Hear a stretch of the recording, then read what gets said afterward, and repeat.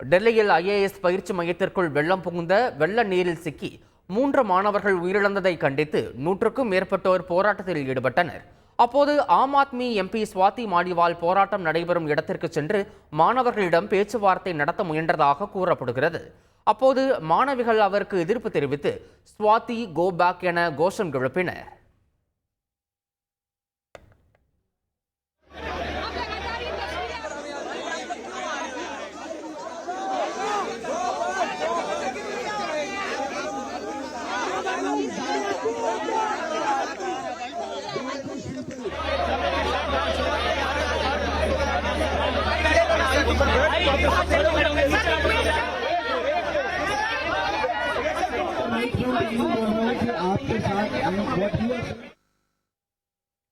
இந்நிலையில் சம்பவ இடத்தை நேரில் பார்வையிட்ட மேயர் சைலி ஓபராய் டெல்லியில் உள்ள அனைத்து பயிற்சி மையங்களிலும் விதிமுறைகள் பின்பற்றப்படுவதை உறுதி செய்ய அதிகாரிகளுக்கு உத்தரவிட்டார்.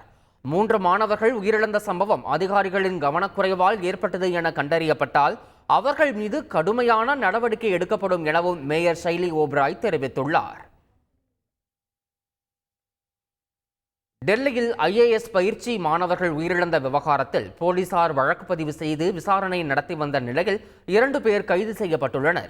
ஐஏஎஸ் பயிற்சி மைய உரிமையாளரையும் ஒருங்கிணைப்பாளரையும் போலீசார் கைது செய்துள்ளனர். உடனே சப்ஸ்கிரைப் பண்ணுங்க.